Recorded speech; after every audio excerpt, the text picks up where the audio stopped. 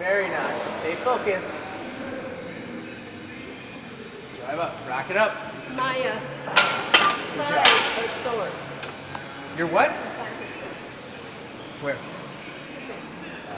I think the biggest key to programming for this age demographic is letting them recover just enough to be able to stay focused and go through the next cycle of things. Now we can actually, if you want, take off the fives if you want to. I mean, does that feel heavy to you? It doesn't look heavy. I'm John Van Every. I'm the owner of Crossfit Longevity here in Santa Cruz, California. I had been doing CrossFit and I've been talking to my dad about doing CrossFit. He had a couple workouts and he really enjoyed them.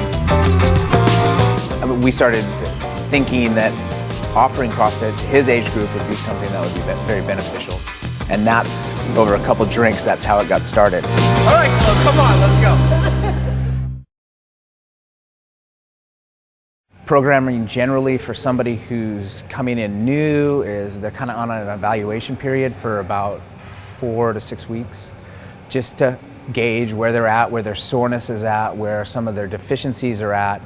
And then if they want to bump that up to 3 times a week, we'll evaluate that as well. But really we want to keep the soreness to a minimum. And right now we're finding out that 2 days a week is probably good for somebody who hasn't been doing anything and comes in here. 3 days a week for somebody who, is going to come regularly. I do about 2 days a week. I play handball another third day. And this workout is a lot easier on my body than handball is at my age. So I'm considering dropping handball pretty quick and take another day a week with this. All right.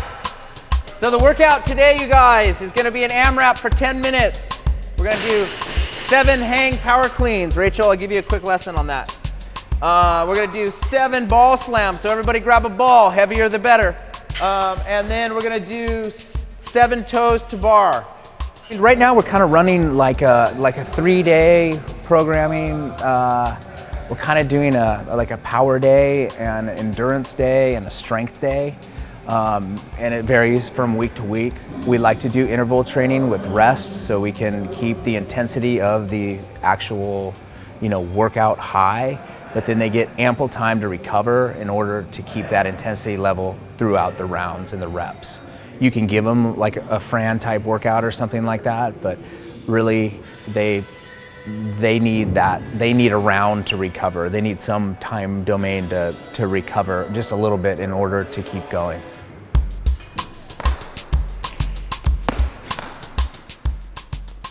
It's kind of something that over like some trial and error, like throwing people through like maybe what I thought a workout should look like, and realizing that like on the second round people were just like they were done, and they weren't making it through the workout, no matter if we put less weight on it or we did this. But so we started looking at a time frame, like, okay, let's work for 2 minutes and see what happens. And then after that 2 minutes, what happened after that? So the 2 minutes that they were on, they did great. And then the 2 minutes that they were off and they got to recover, they were able to, the next 2 minutes, really bear down and get through it quicker than they would if we just said, okay, let's just do 4 minutes on and see what happens. So it was a trial and error. Everything's been trial and error.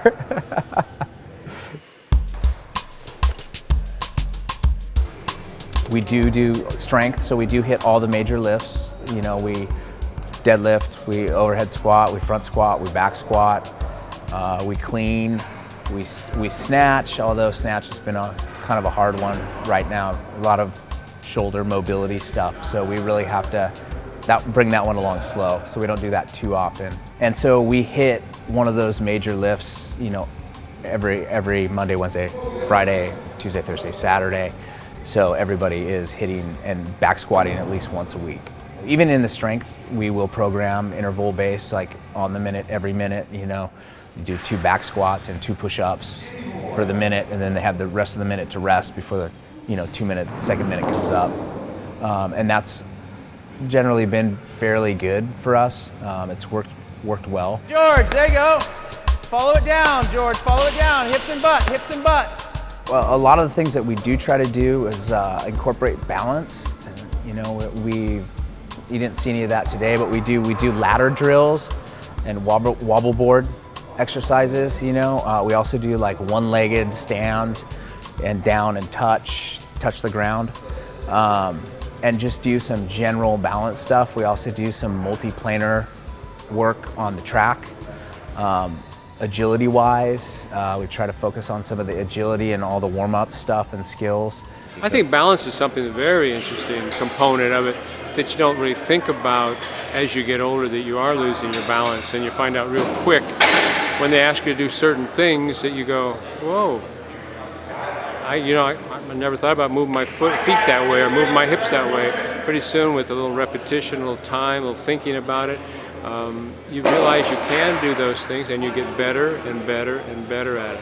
Like I said, if you don't keep the neural networks working, basically with the flexibility and strength, you do start to lose it. And I don't think you realize how much you do lose, and you lose it quickly without your knowledge. We have worked on handstand push-ups. And just inverting and hanging, yes. We've also, pull-ups, people have been working on pull-ups. It's been one of the things that, you know, have a lot of people come in and that's what they want to do. I've never done a pull-up before, I want to do a pull-up.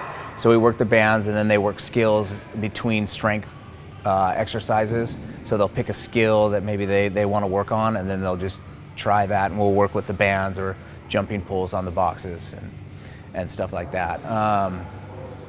We don't do any ring work right now. I mean, we do some ring push-ups, but generally, and some ring pulls, but you know, no muscle up work or progressions, and none of that more intense ring work.